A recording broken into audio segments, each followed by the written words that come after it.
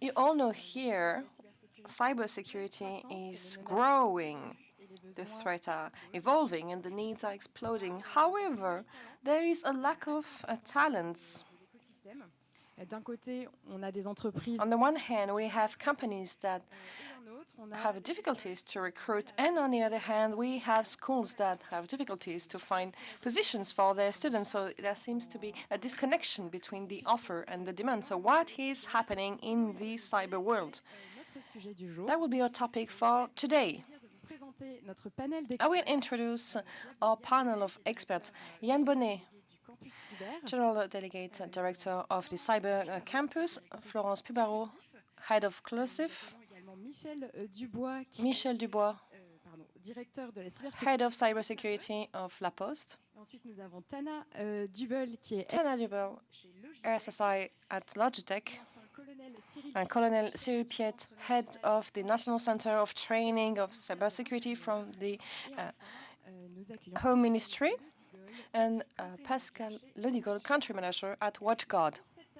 For this round table, let's start with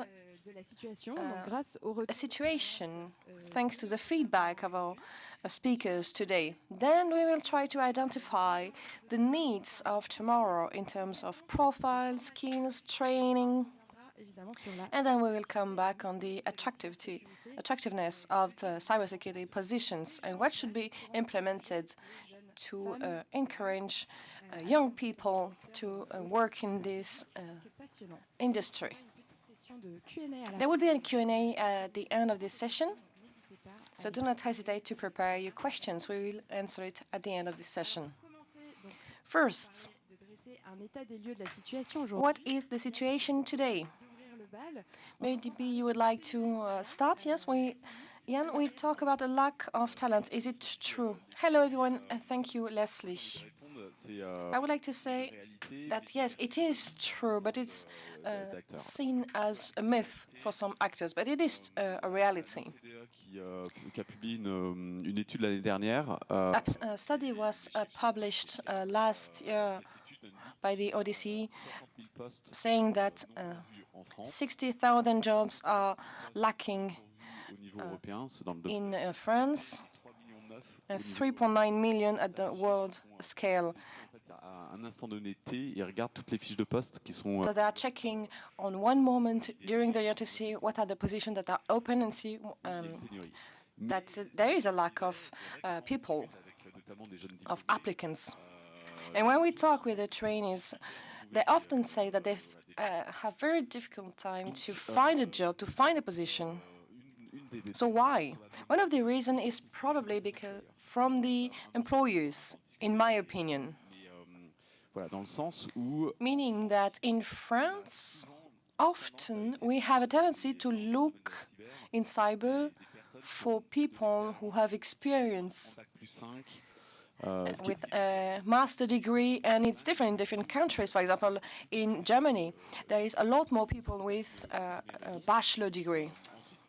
That might be one of the reasons. And for this lack of talent, maybe the need is growing because our society is more and more digital and we need more and more experts.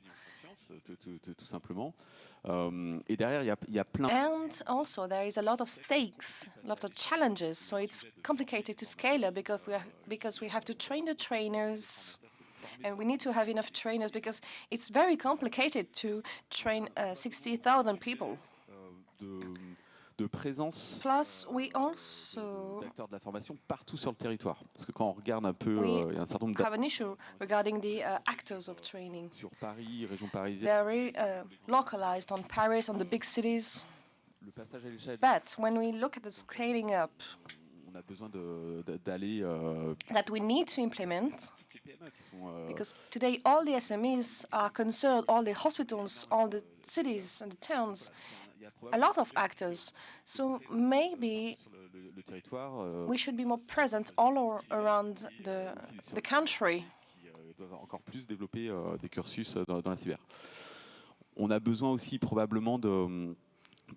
We maybe also need to improve the training with upscaling to make it accessible to anyone. Maybe we will need not just experts with a master degree, but maybe to train people in very specific positions with different actors, working in the post-service, in accountability, with to make cyber very accessible to anyone. And also, there is the question of attractiveness of this job, of this position, and there is still a lot of work to do. Yes, we will mention this attractiveness aspect. Michel Dubois, you say that there is an offer, there are the profiles, but the companies don't want to pay. Do we underestimate this talent and these skills? And yes, I just wanted to say, indeed, we are between a reality and myth. We need resources. There is a shortage of resources. I try to find statistics, but the number of training available in France is quite important, with a high-quality training. And I think that we have two issues. HR do not know how to hire a specialist in cybersecurity, and they will consider them as IT specialists. I have nothing against them, but when we are looking for someone, we have the offer, and yet they are not adapted. Second issue. I am a researcher at the university. I'm a teacher in engineering and specialized master degree. And we created bachelors. And what we can see is that none of our students are a position offered for a bachelor degrees, always with a master degrees. And the companies do not need 100% specialized master degrees. They're looking for people who have 2 years of training in university. So I'm coming back on what you said, that we have to train the people working in La Poste. Yes, we train them at La Poste. We created a cybersecurity school on the inside, and I know that a lot of companies do it. This way, we are the closest possible to the market. We get training from the inside. We identify post person. And we implemented CTF, accessible for all the people working at La Poste. For them, at the end of their working day, they train themselves. And then we identified a promotion. We have 70 candidates. We recruited 15 through this intern process. They were immediately affected to the new position, and they have an inside training cycle of 1 year. Also working in the same time with their new manager to be immediately onboarded. So we have people working at La Poste that become SOC analysts, that become beta testers. But it's sad, it's very sad that we have to go through this intern training while the training is existing in France. Yes, about recruiting, you say that the technical aspect is not enough, and we also need this trust element. Can you come back on this? Yes, there is a myth that I can still hear now, saying that we recruit hackers. It might have been the case 30 years ago, but now the message is clear, and I push it and I say it every time I meet young people, every time I can talk to the students. A hacker goes to prison, they're not recruited. For two reasons. First, that's not what we are looking for. We are looking for trusted people that we can trust, that are trained. There's a huge difference between, for me, a hacker and a criminal. I need someone that, yes, that may know how to hack, for the people that created the internet, that created the protocols. So I need people that are passionate, that learn their job by themselves, but that I can trust, that I know that this person won't, because they have access, because they are skilled, will attack the system and put the company in difficulty. So this myth of the criminal recruited, it is totally wrong. They go to prison. The real person that can hack, fascinated by their job, this is the person we are looking for.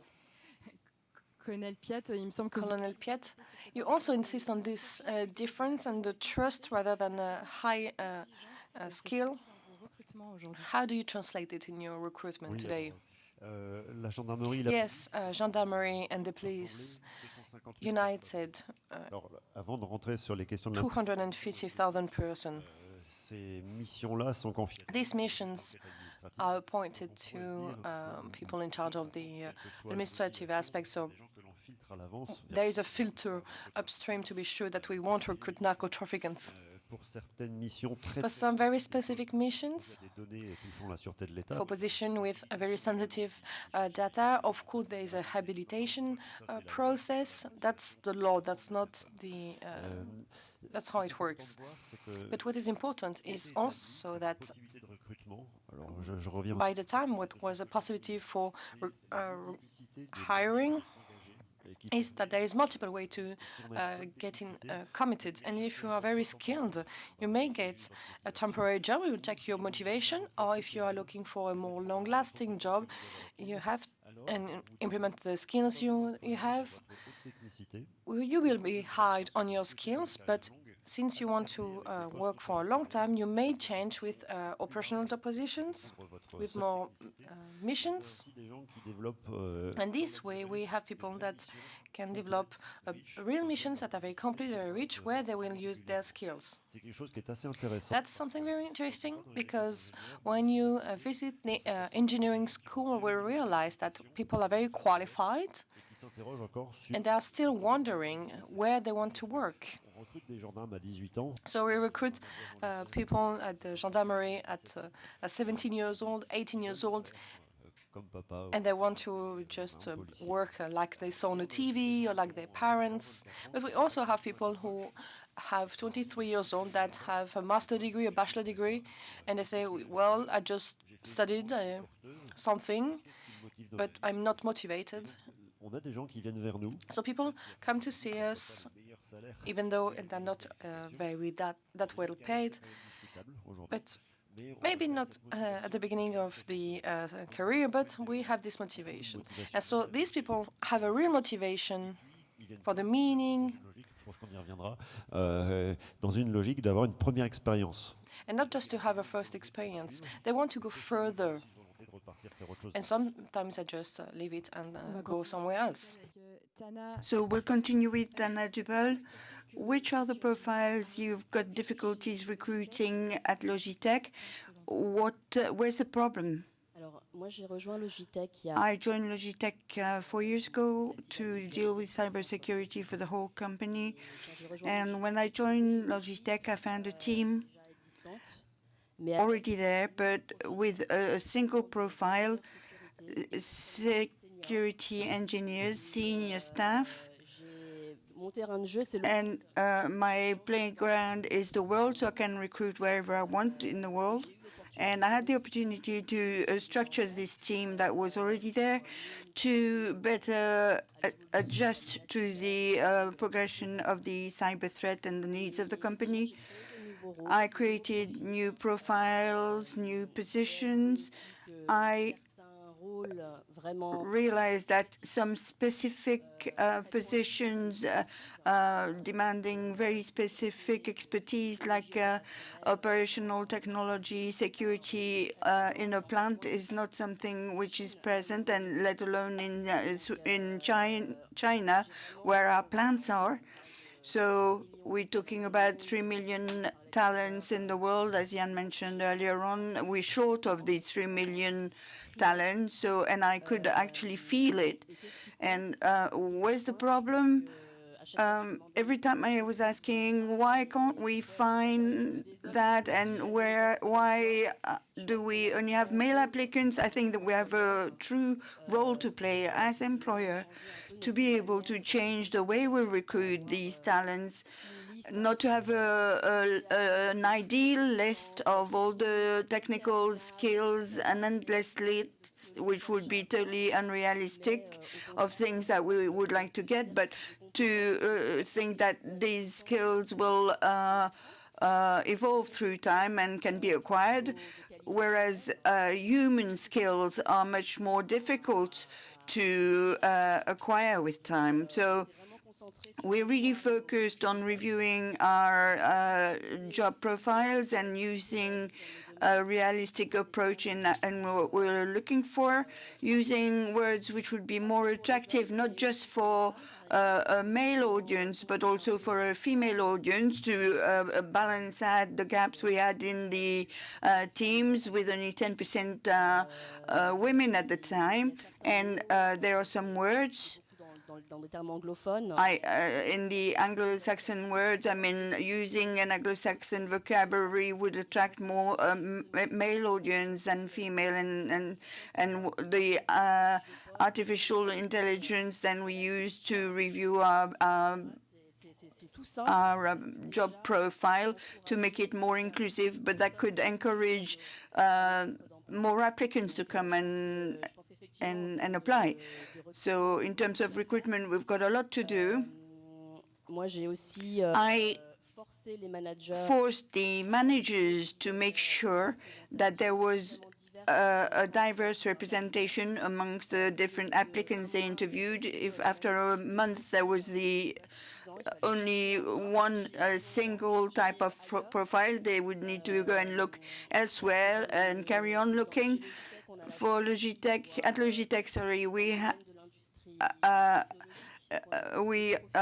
lot of profile in the technological industry. So in all the companies, we've got IT teams. We recruited a lot of IT people with a certain basis already to start with, a technological background to learn things in cybersecurity. And then we worked with organizations focusing on professional change for women, training them for technological jobs, which brought us some great talents. We recruited somebody coming from Egypt who used to be a biologist and a SOC analyst with us at Logitech in the last 3 years. I mean, she decided to take the big jump, and in terms of courage and resilience in the cyber industry, that's what we need.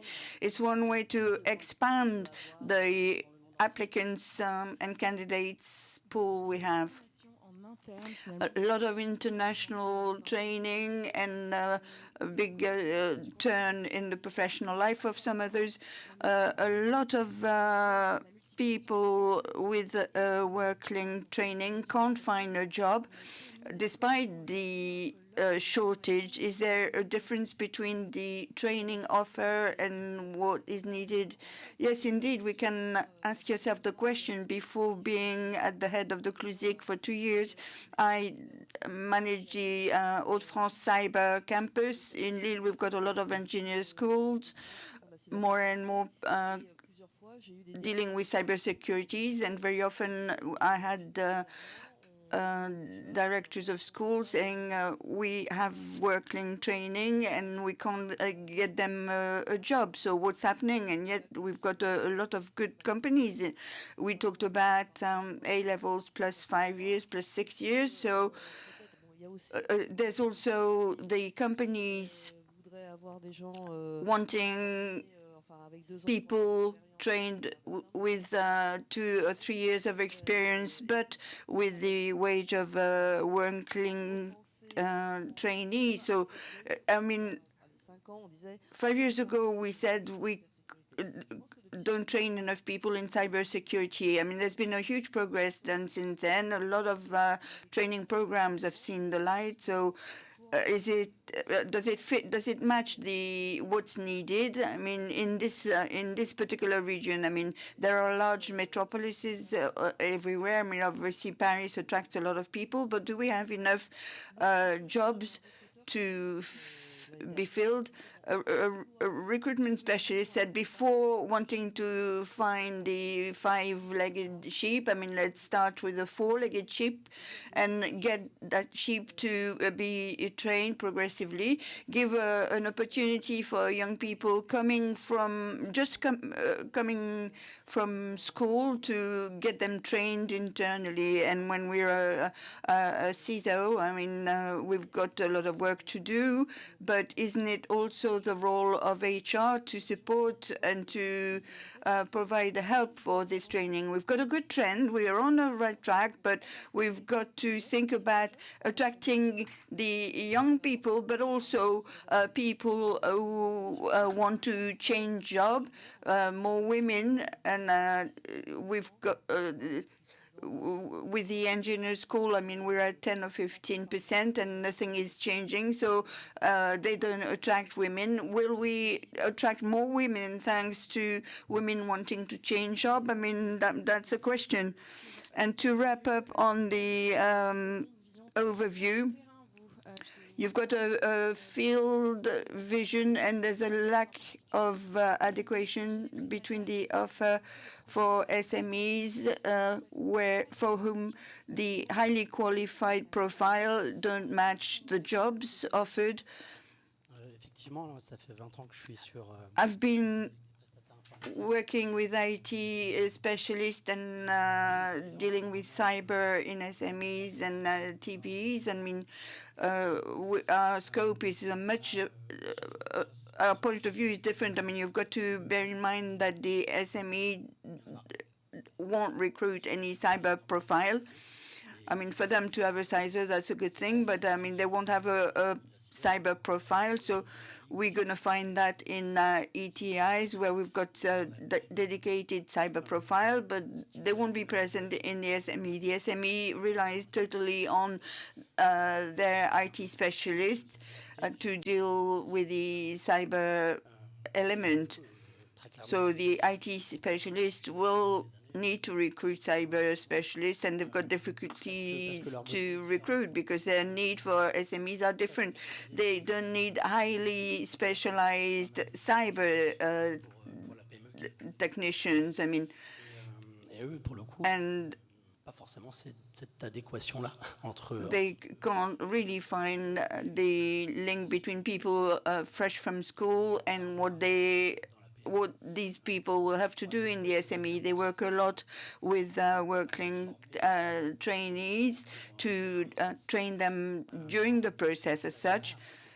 That's where the gap is. I mean, they've got the same concern as with the gendarmerie. I mean, the wages are not the top of the pyramid ones, especially in the regions.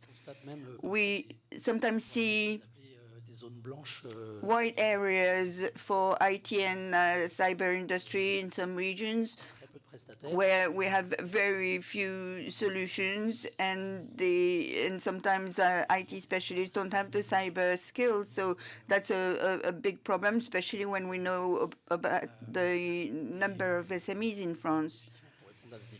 So to bridge that gap, I mean, we've got to really focus on training.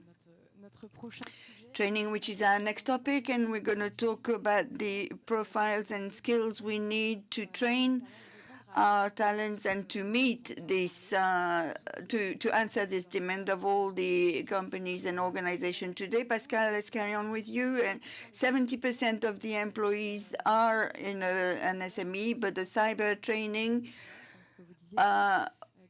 is not designed for them. So which are the skills that should be taken into consideration better to meet the needs of these companies? For this particular sector, the SMEs, we have two different needs. I tend to say cyber in an SME is the most complicated job because we're trying to deal with the cyber domain for somebody who can't gauge what's happening. They trust their IT specialist, but the SME can't know whether the work done by the IT specialist is adequate or not. And sometimes they get hit. But the first step is a problem of general cyber culture in any domain. I mean, there should be cyber element right from college time, right from high school time. As soon as you put your hands on an IT tool, I mean, that's it. And specifically at the level of the company manager, I mean, they don't have any risk. They don't have any idea about the cyber risks and what they might be threatened with. So, and the second point is that cyber for SME doesn't exist. It's cyber structure systems. It's different components, and there are some profiles where we're going to have an A-level +5, which will be recruited, and they're going to say, okay, you go on the field and install Microsoft, etc., to boost your infra system knowledge, and then they're going to be used in the cyber domain more specifically a year after that, once they will have learned a little bit more about it. So there's a gap. I mean, there's a lot of work in training, and that helps to bridging the gap a little bit more. But we see a lot of that. And they're not fully aware of what is needed for the cyber element. You're talking about service suppliers. The one that recruit the best are those that have a partnership or link with local schools. I agree with what has been said. I mean, France is a large country. I mean, there's not just Paris and the big city. There's cyber to be done everywhere in all the SMEs in any region, and to recruit. I mean, one of the strategy of some service suppliers is to get in touch with the schools, to get working trainees, and to get a feedback on what they see on the field, to try and influence and state which are the needs, and tell the schools about it, so that the training fits the demand better. So when if you talk about cyber, if you don't know what a VLAN is, I mean, we won't be able to do anything with this person which is presented to you. Monsieur Dubois, in the La Poste group, which are the needs in terms of skills and training? I mean, you talked about a dual competence, which is very much looked for. In the Groupe La Poste, 230,000 people, 70 countries in the world. And we've got 400 specialists in cyber for the whole of the group. They're the proportions that we find in larger groups. So we cover the whole panel. We've got 15 job profiles in all the cyber jobs. That's based on the ANSSI document. So going from the CISO to the SOC analyst. And we need to have the A-level +2 years for level 1 SOC analysis, all the way up to A-levels +6 or +7. We've got people with a doctorate specialized in cyber. They're architects. So I would like to add on to the first part of this roundtable. Why can't we manage to recruit? And one of the key elements are career profiles to offer actually a career. When I was in a specialized master, and I asked the students, what do you want to do? They say, I want to be a penetration tester. And we've got to offer our young people the career profiles and telling them, if you dream about cyber with all the investments which is involved, you're going to be able to stay in the cyber domain with innovative profile all the way through to the end of your career. So multi-skill issues, I mean, the more this person will evolve through his career, the cyber specialist, he will it might be led to work with different businesses. If you work with a postman to make his area safe, it's not the same as a parcel sorting platform or the digital identity that the group sells. So there's an evolution, and we offer these profiles all the way up to the CISO level, the final level. One point we're very careful on is this notion of being an expert. I'm one of the deputies of the cyber group, and I was recruited as the expertise in the cyber section, and I canceled the name because, I mean, we're in a world where the expert is all nice and good, but he stays in his little corner and he produces his little document and that's it. It's nice, but I mean, he's going to be challenged because Gartner and all the others will challenge him, and his work is not valorized. So I got the name changed to get out of that, with a bias also. And I add on to HR people. For HR, an expert cannot be a manager, and a manager cannot be an expert, which is totally wrong. It's more difficult to find managers from experts, but there are expert managers. I manage a team. I've got 15 people under me, and maybe larger teams before. You can be an expert and a manager, and it's not because you're an expert that you're going to find yourself stuck in your career and totally in a corner. So we're very careful about all these elements, career profiles, valuing the technical competence throughout the career. Talking about the hacker we recruit, we need trusted people, we need senior technical people who know what a VLAN is.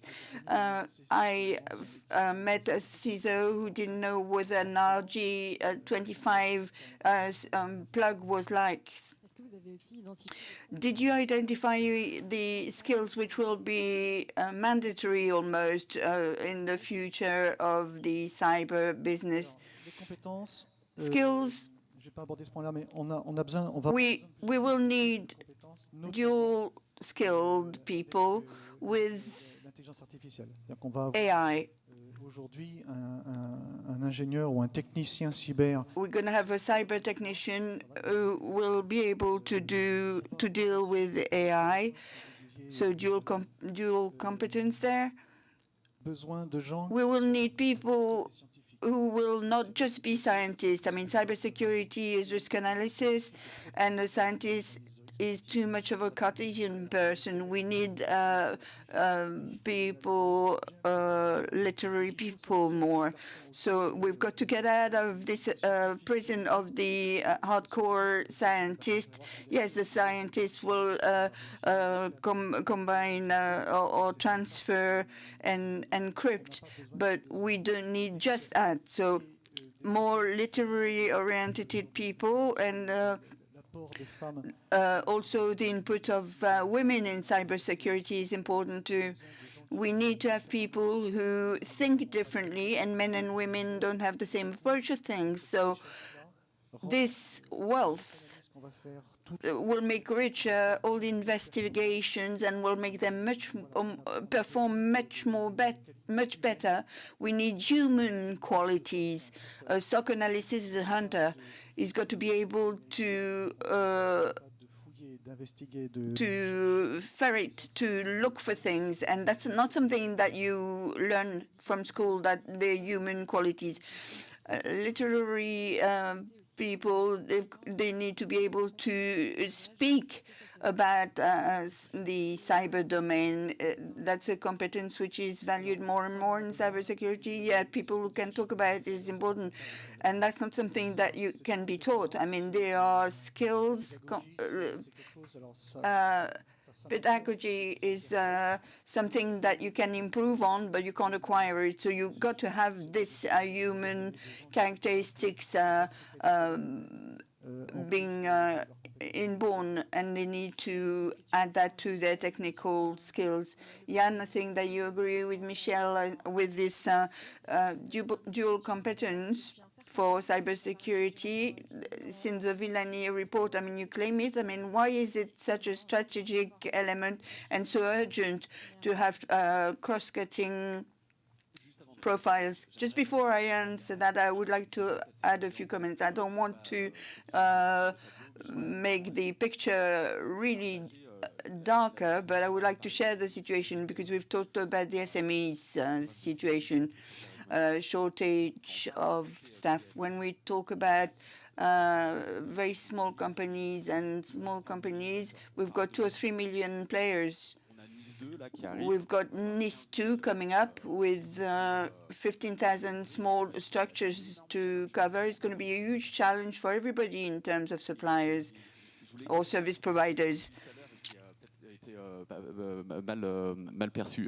I used a word that might not have been understood properly. We've got to have to upscale and to train postmen, auditors, banking people, not internally, but to be able to upscale and to cover these 3 millions of SMEs, we're going to have to rely on people who are close to the territory of those SMEs. I mean, I'm thinking about my chemist asking me to send info on Gmail. I'm talking about my doctor who needs to transfer things by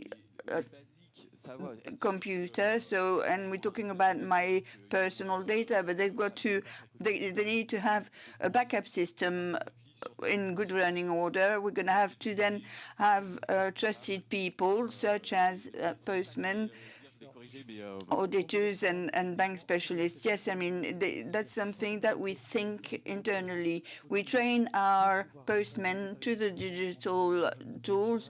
I work in a very small village. I mean, to be able to help, for instance, the old person they're going to deliver the mail to help this old person to book to make an appointment with a doctor, for instance. So we've been talking quite a fair bit with the generative AI. I mean, AI transforms the whole of our society. It will make us gain a lot of efficiency when we talk about AI and cyber. We're going to improve the detection time. On l'a vu, on en parle beaucoup là sur le phishing en quelques secondes, sans faute, dans tout.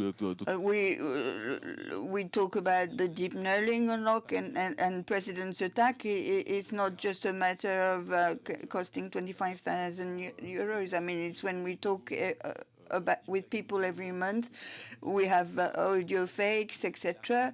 So that's reality.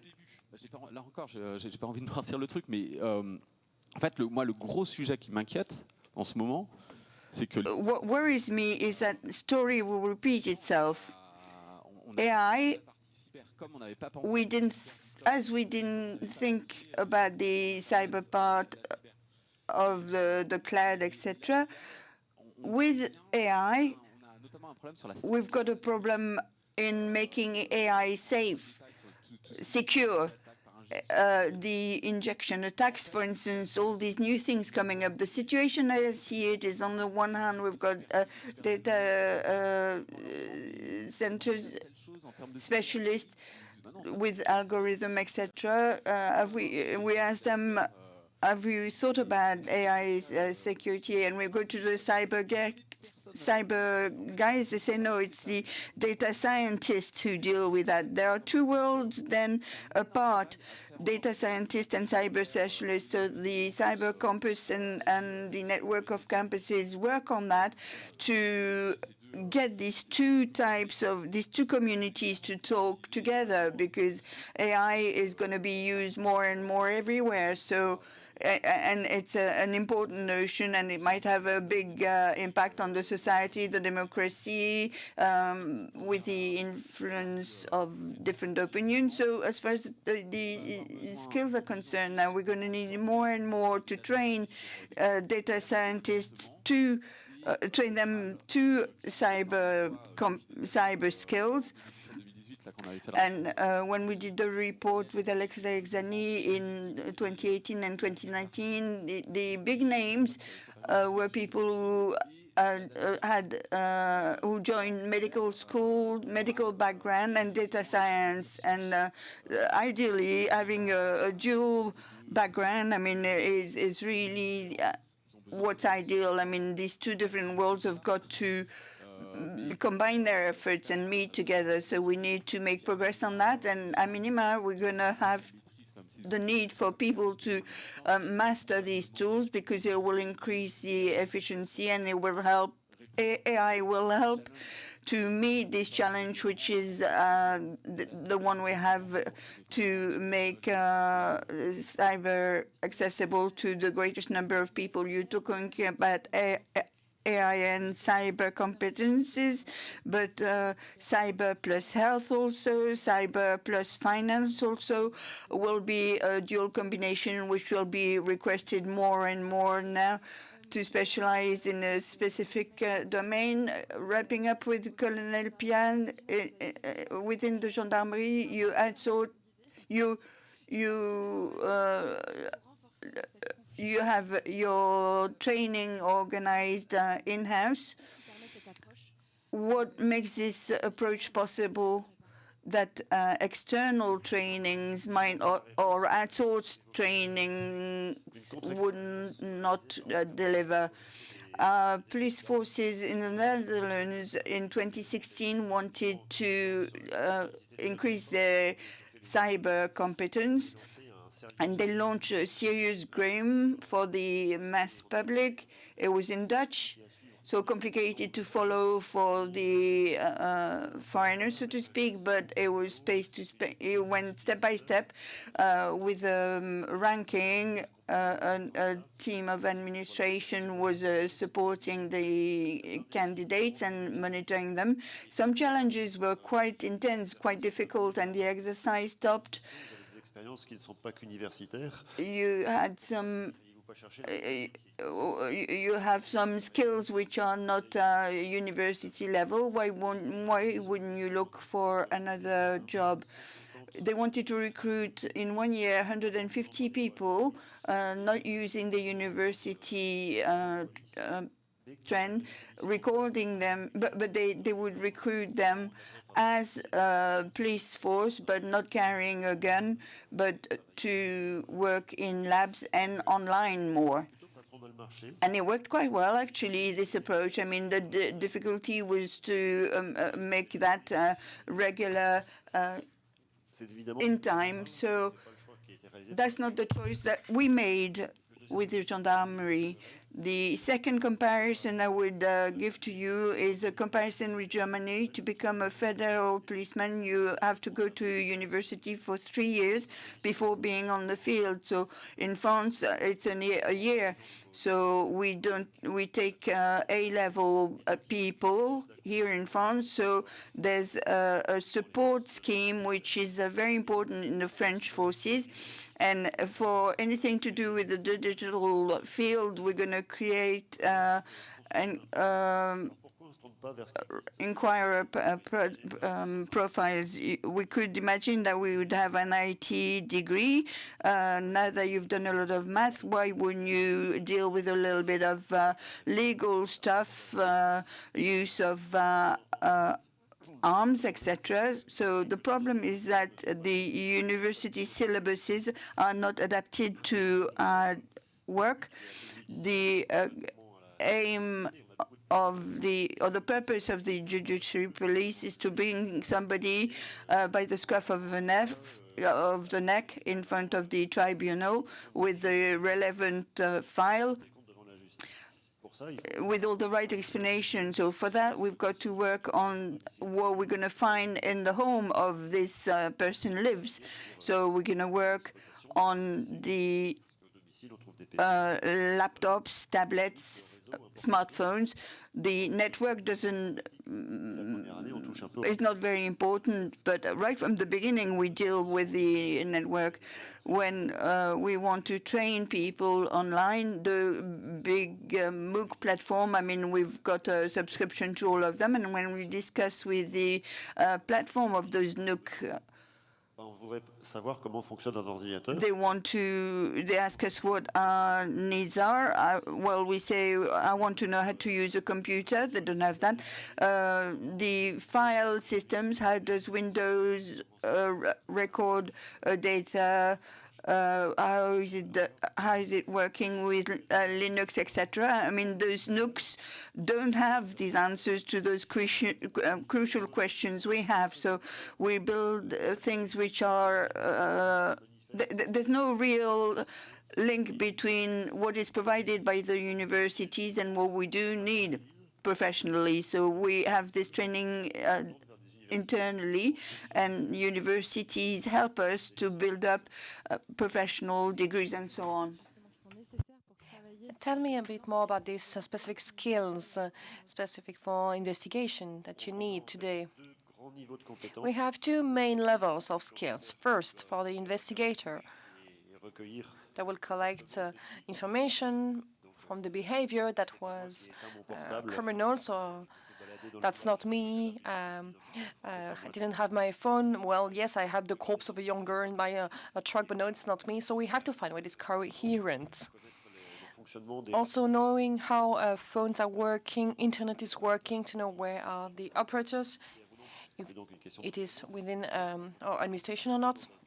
So we need to train a lot of people on the internet, but it's not just technical. You need also to understand the legal aspect. But yeah, still the technique, because once we will have this demand, we need the people to know what is an IP address, what is private, what is public. So we need some elements that are very basic. Second level, very complicated here for the training, for the high-level expertise, for very specific needs. As you may have heard during this fair, in Europol and for all the forces around the world, the law enforcement, it is possible to dismantle the criminal infrastructure. However, it is a very classic one used for a criminal purpose. So the question is that sometimes a private tells me, we detected a very strange behavior, a judge take the case, and we will see what we can find on the server. When we are looking at the policemen and gendarmes, they say, yes, okay, what can we do to answer to that? So we have very small team of experts that we recruit quickly to have the immediate skills available. So the question is, how can we find these people? And in general we do, but for how long? That's the question. Yes, precisely. How can you keep the talents? You implemented a change every 5 years of your teams. Why is it necessary, and how do you translate it concretely in the training? I won't mention the high skills, because we won't recycle people that are very highly skilled. Here we are talking about skills that may seem not that interesting from a technical point of view, but still have a very high level of complexity. First element, very old, for the investigation under a pseudo. So you have a nickname, a pseudo, that may harass you, that will send you pornography, that may have illegal traffic on the darknet. So how do you get in contact with these people without saying, hello, I'm a policeman?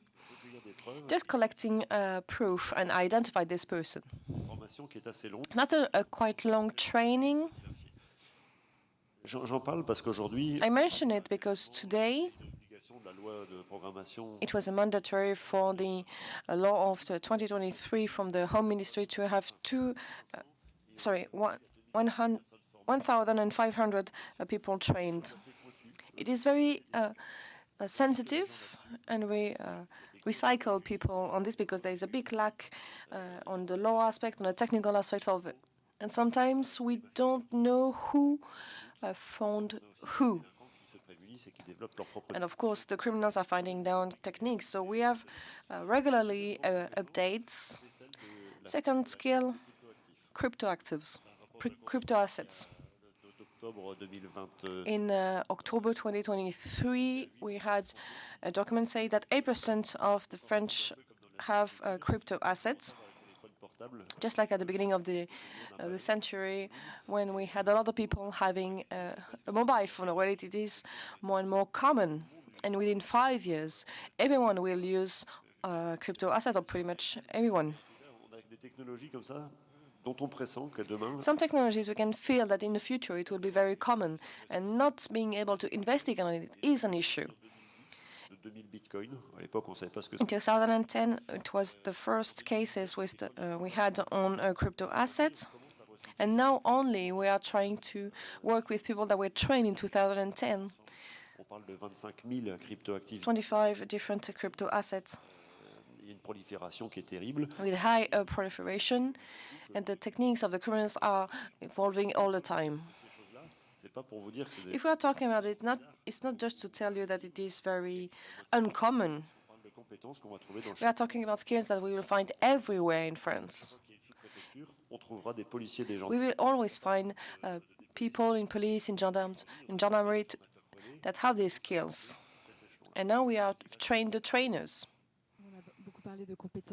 So you mentioned the technical skills, but let's remind us that they're not just technical profiles. Florence, at the Clusif, you participate to this matrix for the Campus Cyber, and you insist on the connex jobs, as we say.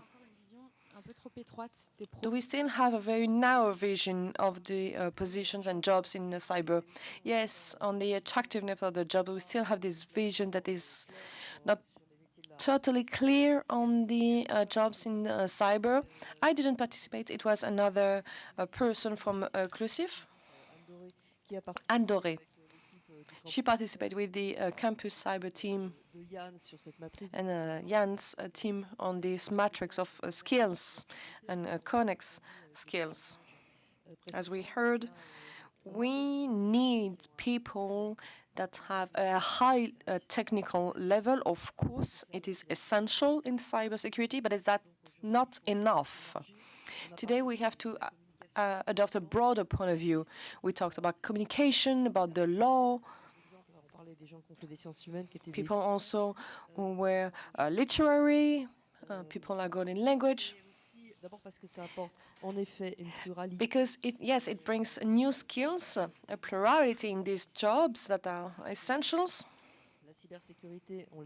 In cybersecurity, it is a human, so we need to be able to analyze when you are committing a crime, when you want to commit a crime, a digital crime.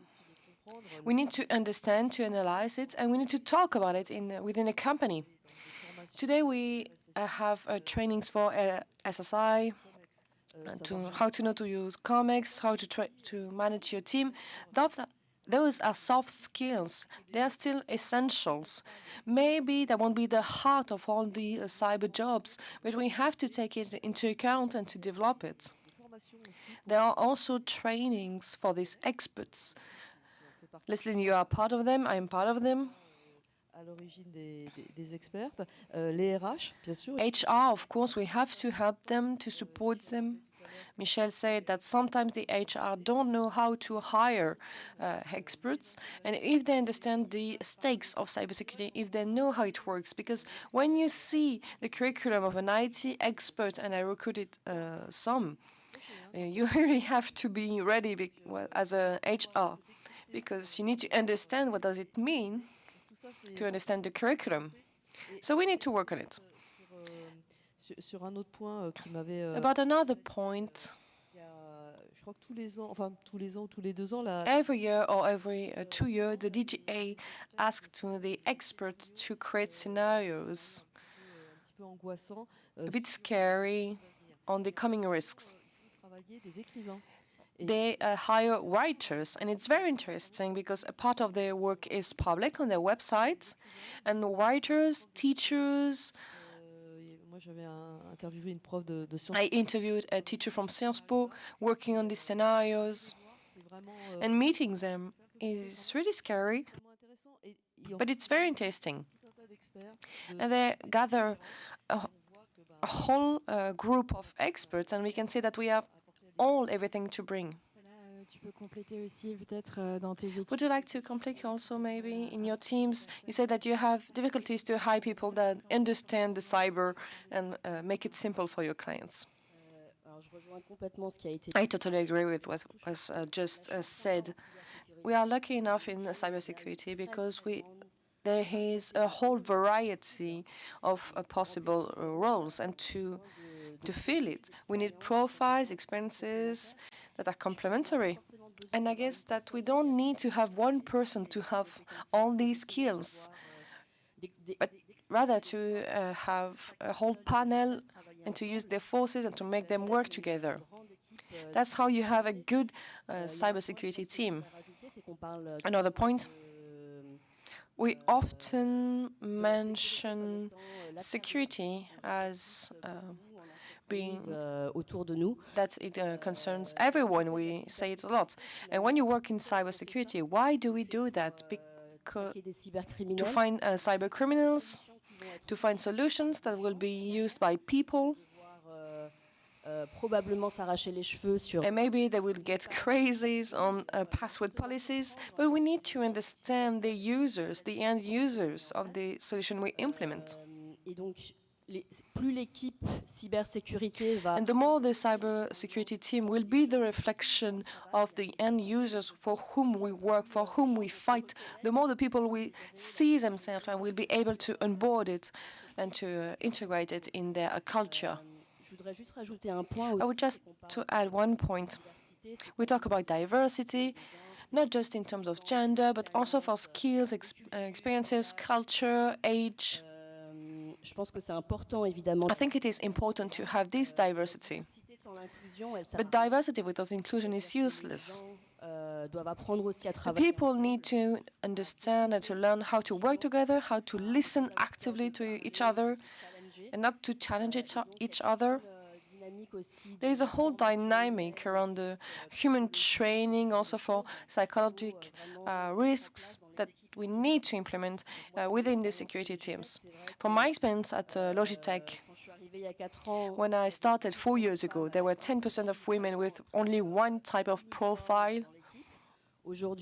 And today we have people coming from the finance world after 20 years of experience, studied biology, human resources, psychology. And from 10% of women, we are now 29% in 3 years. Congratulations. And beyond that, the team needs to work together. So at Logitech, we have measures of staff engagement once or twice a year.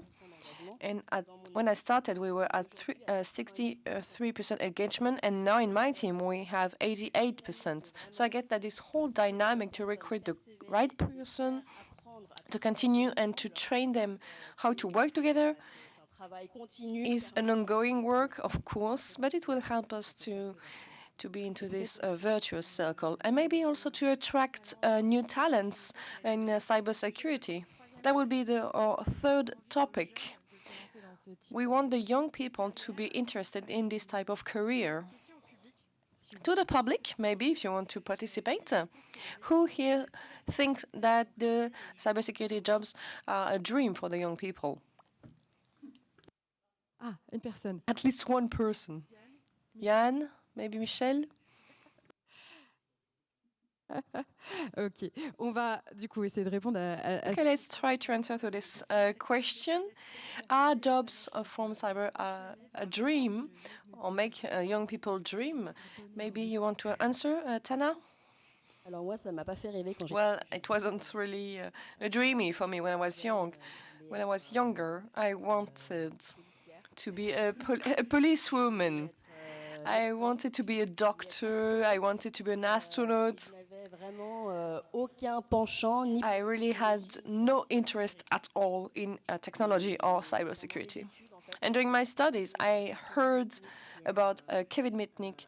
hacker. He's a hacker, a former criminal. He was known to use techniques Social, of social engineering to use the psychology of the people poussé à to fauter. push them to commit crimes. That was his specialty, to attack the people and the companies. And really, it was a revelation for me to understand that cybersecurity is a broader system. Finalement, on pensait pas à l'humain qui était We vraiment. didn't think about the human behind the screen.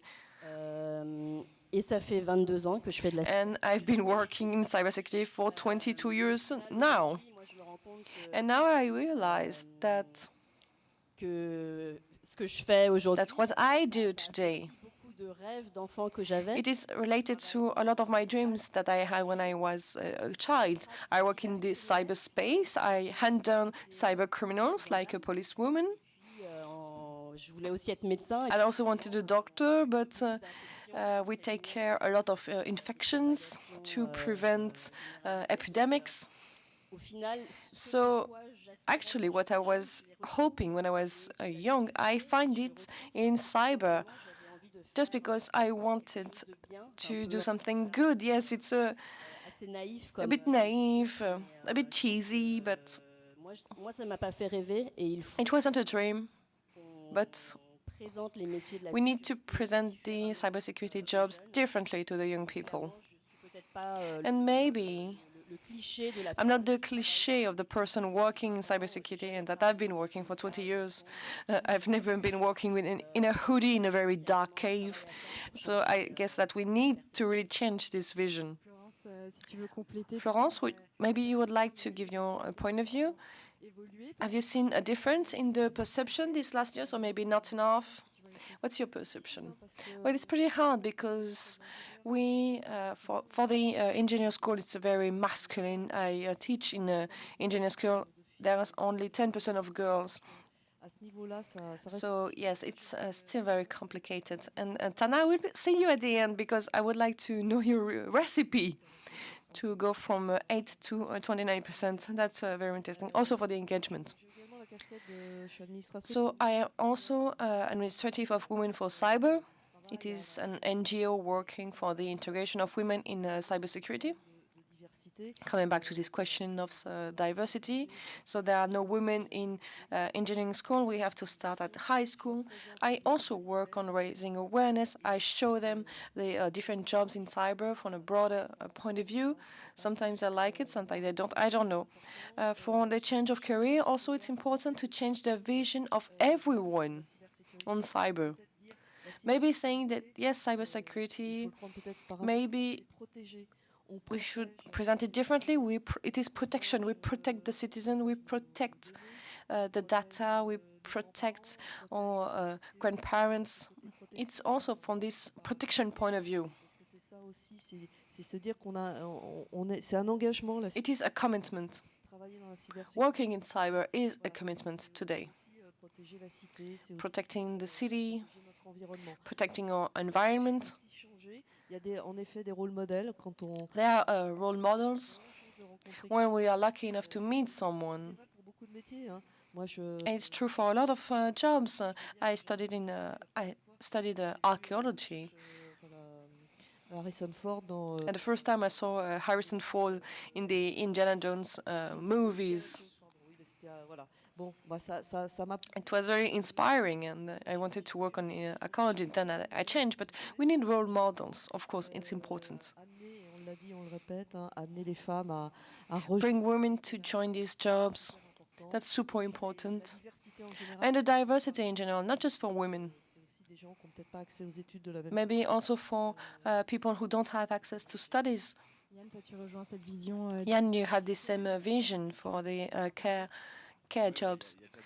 Yes, we've seen. Ouais, je pense réellement qu'on doit I really think l'attractivité des métiers.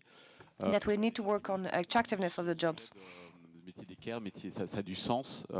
It is a care job. It has meaning. Si qu'on explique, qu'on communique sur le fait We also need to communicate and explain that these jobs are accessible. d'un bac+5 You don't need a master degree. accessible à un très grand nombre avec toute la variété des métiers que tu as indiqué.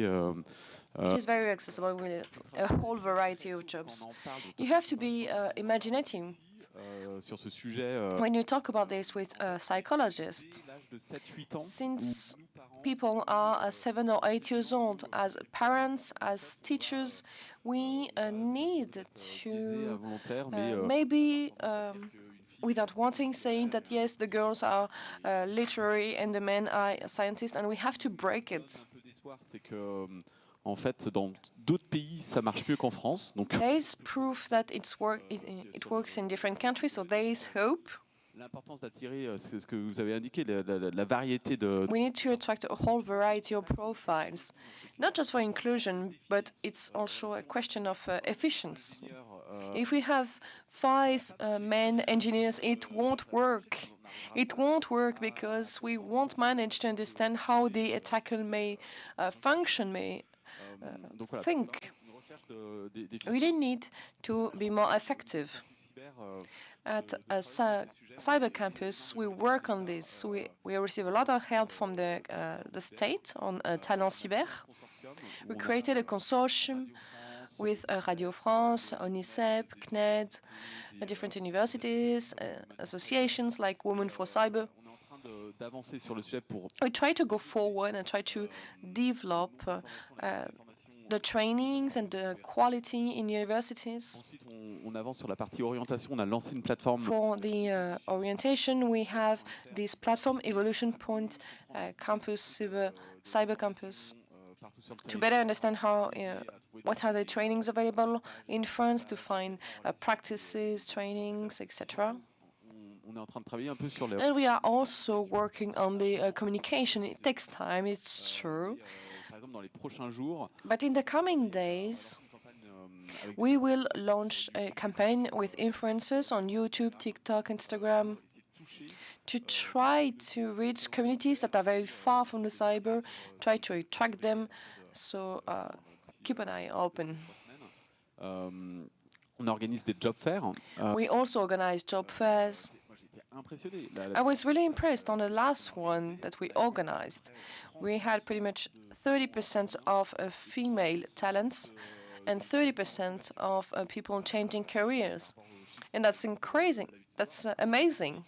And how do you explain that? Thanks to Women for Cyber, thanks to the SEP6, Travail pour they do a huge job to attract different profiles personnes avec des diversités de culture. with a huge diversity of culture, of gender. Énormément de plaisir parce que And that's such a good news. on inscrits en très peu de temps. We had 700 applicants in a very short time. So we will develop it with the different campus all around the country. Moi, je pense qu'il y a un lien peut-être I think also, one last point, there is also a link with the video games. Voilà, je pense qu'il y a des liens à créer comme ça où I think we should create links in cyber, in video games. We need these soft skills. c'est les jeunes qui réussissent bien dans les jeux vidéo. En fait, c'est des gens The young people that are successful in video games are the ones that progress. And that's what we like in cyber, people that are curious, that would like to really put their hands in the engine. That's what we like, that's the real hacker mindset. So we need to work on our image to attract more talents. Talking about image, Jan, we mentioned this image of the nerd with their hoodie in all the campaigns that you implement. Do you try to change this image of the nerd with the hoodie, or do you keep it because it's part of the myth? How do you find this balance?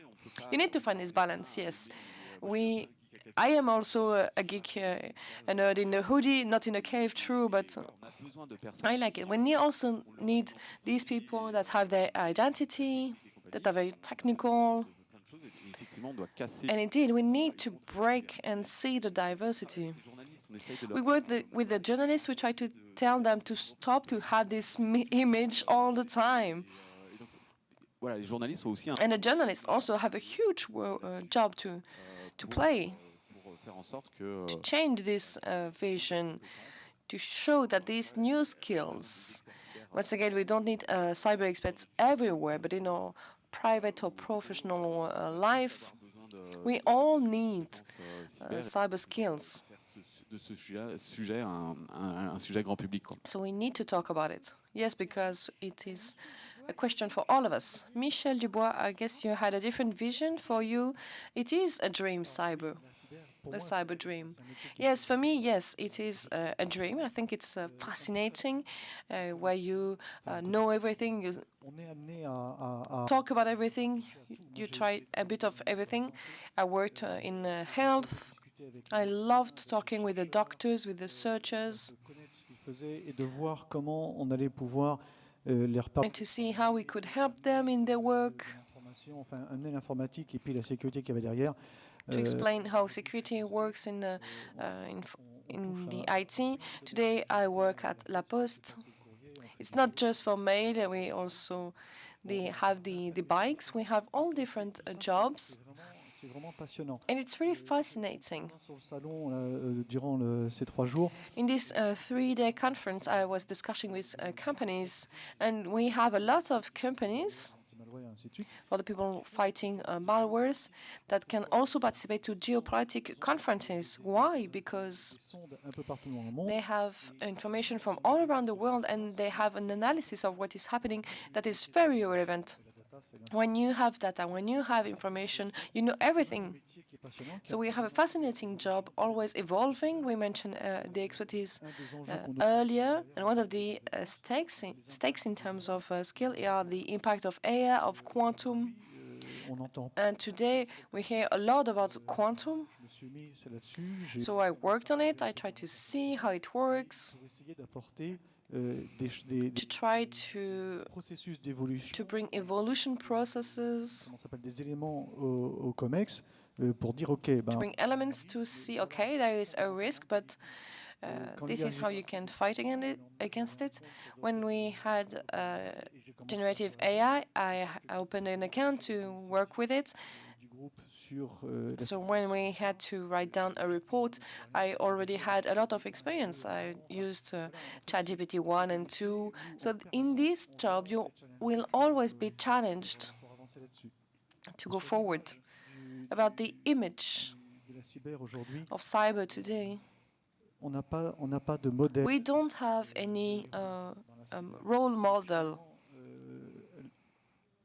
On n'a pas. Oui, non, mais c'est ça. Et le seul Indiana Jones qu'on a, And the only Indiana Jones I know is Mr. Roboter. It was the only series where you are looking all of the images. It's real, with the real tools, with the real orders. It is fascinating, but it's a criminal. ce qu'il nous faudrait, What we need, c'est un protecteur. C'est the hero that is a protector, because cybersecurity is protecting. qu'elle survient. C'est When you have an attack, it is a failure for the protection. So we are now defenses. But donc just like for the five people, when you have a fire, it is a failure. que le So we have to change this image, and we need to create this hero, protecteur a cyber protector that will fight to make sure that the system résiste, est résilient, will, is resilient and will resist to the attack, that can work, and for the company to be safe. So we need to have this, and the hoodie is the criminal, it's not the cyber specialist. I've seen a few cyber heroes in the hall. Things are starting to change, actually. They're on their way. Now, Pascal, SMEs, how do we attract talents towards these cyber jobs? We put hashtag superheroes. Yeah, it's true. I mean, some service providers do that. Before talking about the business, I mean, attractiveness depends on the attractiveness of the region, of the location, of the wages. There are some regions which are more geek pleasant than others, so we've got to have some kind of attraction. The cyber work for SMEs is something which is forever changing. We see more and more service providers who can stage themselves, promote themselves correctly. And I like what Michel said. The service supplier is the SME's protector. The SME's life is in the hands of the service provider. Service supplier is going to help. There's a technician, but there's also the sales force, there's marketing, there's communication, there's management. There's lots of different activities involved in the cyber activity. But I mean, you've got to realize, and that's my personal opinion, the cyber hyper specialist is boring. I mean, you're always doing the same thing. It's very very accurate, very fancy. But I mean, analyzing analogs, I mean, it's boring.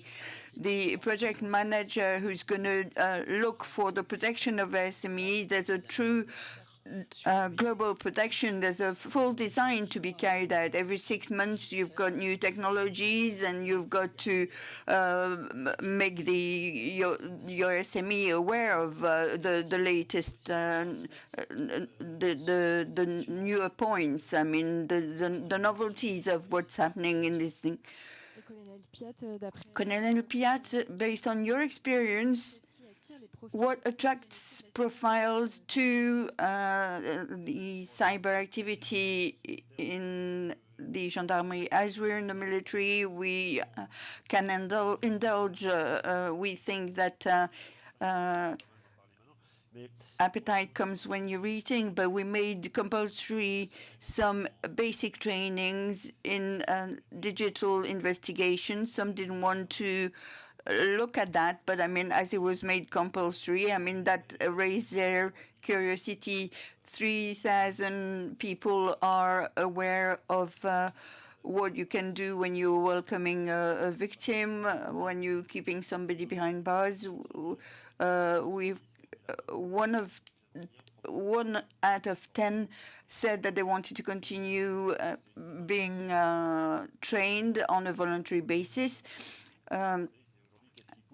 What prompts somebody to ask for further training? I mean, for some people, I mean, it's a drag. I mean, having to stop your activity on a daily basis to get trained. So we've got to encourage people to take time to attend these different training programs. There were a few topics that have been identified. So today, the gendarmerie has created a specialty, which is a cyber investigator. It's a year-long training, and they will have a protected career path with access to further training throughout the life. So, and that will enhance their skills. That's for. It's a skill which requires a heavy investment. The second competence are the few experts that we get off the shelf, and that's the exceptional character of this mission, because through very high-level investigations, we have a close connection with criminals, with large groups of service suppliers. They're not coming for a long-term career, but it's probably the second position in their career, but they usually stay then in this particular position for 5 years. So young engineers that we recruit for an exceptional mission with rare competence, and they come to us and they stay for a shorter period of time. And for HR, think that somebody who's stuck to that for 10 years is a miracle. A 5-year contract, that's good. If the person asks for a repeat of this contract, I mean, that means that they're really very keen. So it's not just, it's no longer a matter of lifelong training. I mean, we recruit people, they stay for 10 years, and that means that the mission is fulfilled. When they 35, 40 years, I mean, they can't they can't be paid the amount that they want, so they probably leave us. So thank you very much. I've got two final questions. We talked about passion in cyber. Do you need to be passionate to be dealing with cyber security? And if people here in this room hesitated still to get involved, I mean, how would you convince them? Yes, it's a passion-driven activity. On touche à plein de choses. We have our fingers in lots and lots of different domains. So be careful, it's dangerous because you can put your finger in it and get your arm torn. The list of the cyber jobs done by ANSSI was difficult is to separate your personal life from your professional life. I mean, but nonetheless, I mean, it's really a thrilling business. We could work in the morning on the securing of Windows 45, and then we end up with post-quantic encryption, having used a lot of other steps and different steps like network implementation, for instance. So a very varied profession. I agree with what Michel said. Yes, it is a thrilling job. We can do that without any being hyper-technically minded. It's forever progressing and changing. I mean, over the last 20 years, I mean, cybersecurity today has nothing to do with what it was 20 years ago. And we can see the geopolitical issues which are increasing in their importance and within the cybersecurity environment. So you've got to be au fait with the news, you've got to know the new technologies, but you're forever learning. And that's something that really keeps you vibrating in your professional life, to be able to carry on learning more and more and more. And listening to you, I'm thinking about something. It's one of the rare security jobs where you can't say no. I started cybersecurity 30 years ago, and people used to say, when you go to see your IT specialist, they'd say no. Now, when you come to us today, I mean, we say, well, yes, we might deal with your issue and with your solution, maybe in a slightly different way, but yes. And an IT system which is secure is one which works well, and it's really a thrilling collaboration. Yes, it's true that it's great to have passionate people, but we've got to also fill all the jobs which are open, vacant. We've got to know this. We've got to know how to do our work well. I'm a passionate person, but that doesn't stop you from having a private life by the side. I mean, I know a lot of key cyber technicians who do an awful lot of things by the side of that. So you can be passionate about cyber and not work day and night. And there are lots of different positions in the cyber security world. So I wouldn't have thought I would have stuck to that for 22 years.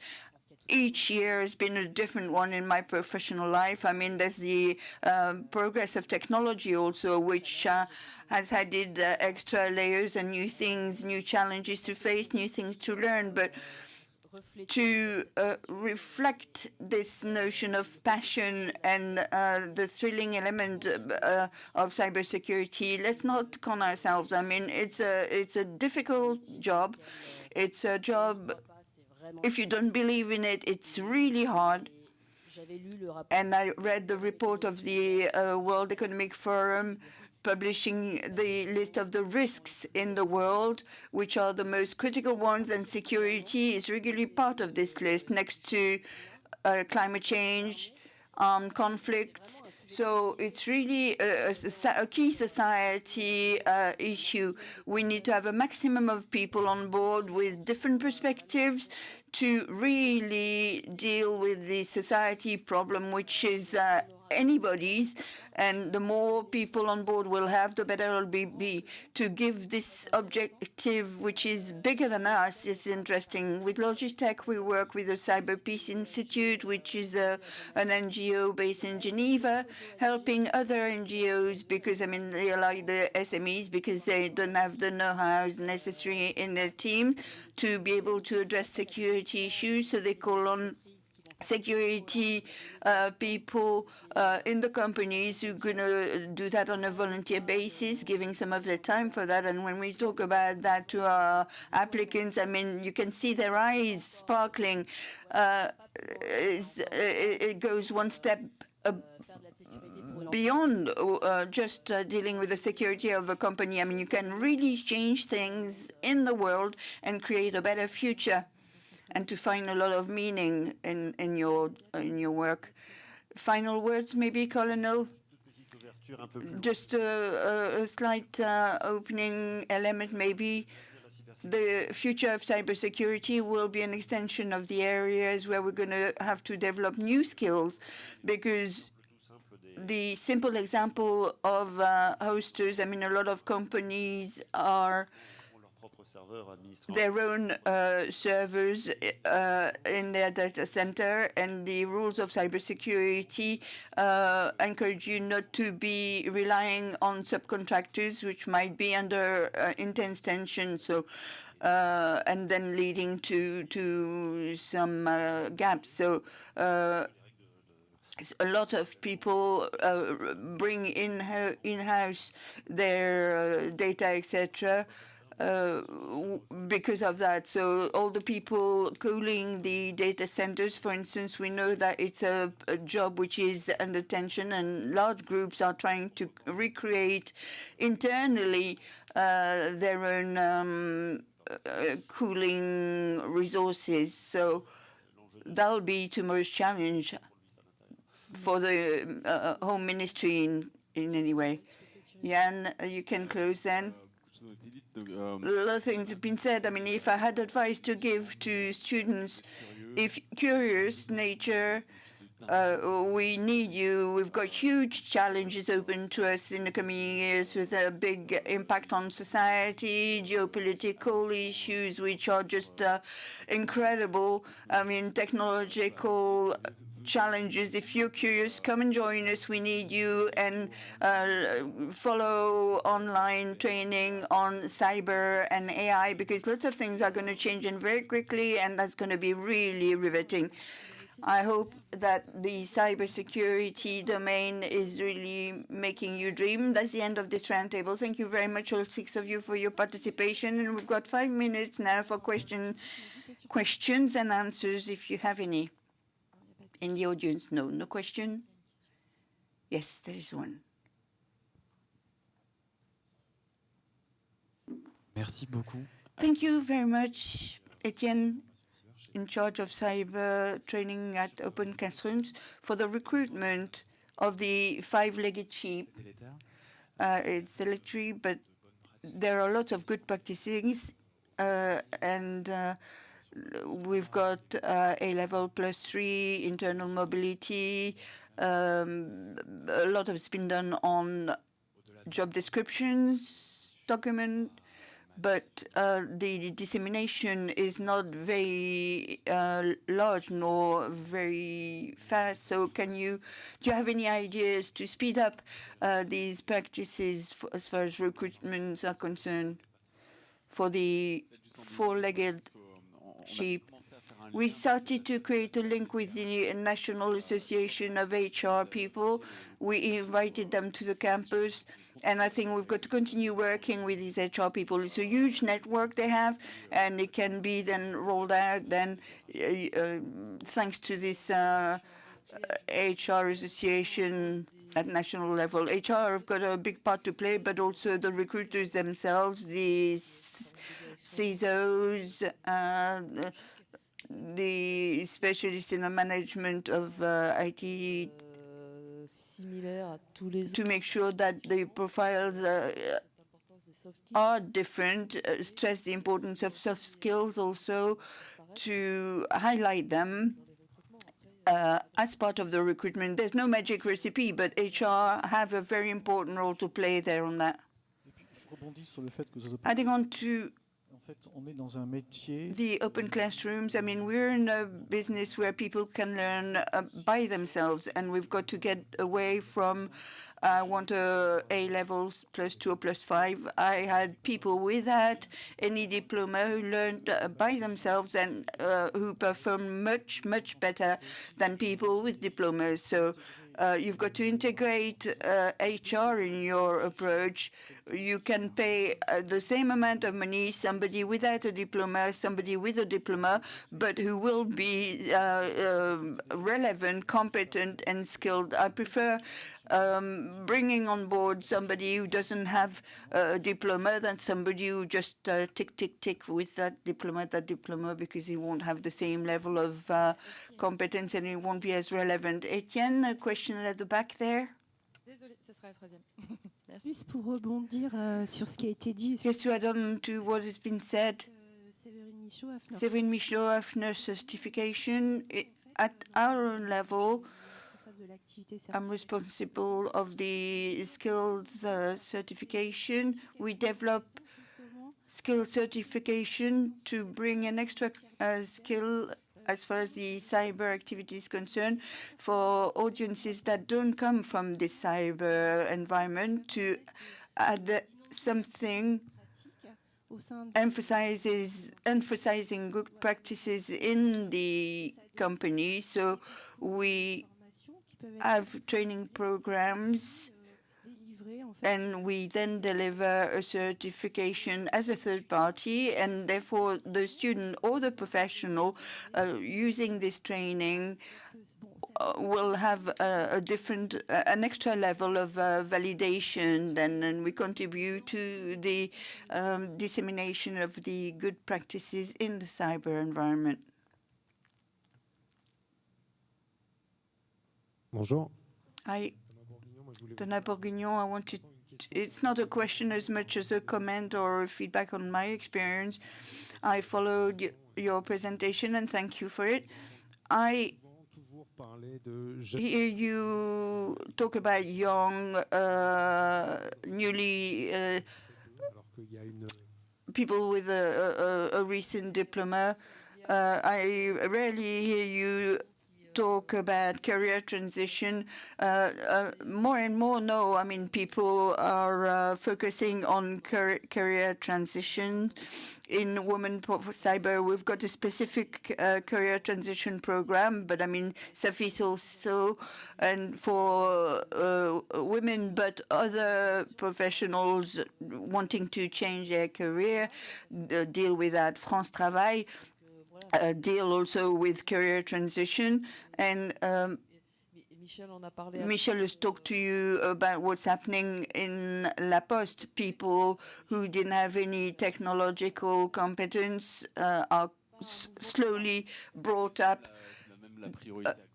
to increasing their technological level. If we talk about newly graduated people, I mean, it's easier to have them transitioning rather than and you can in a DSI, I mean, people can be upscaled, so it is a priority. I think everybody agrees on that.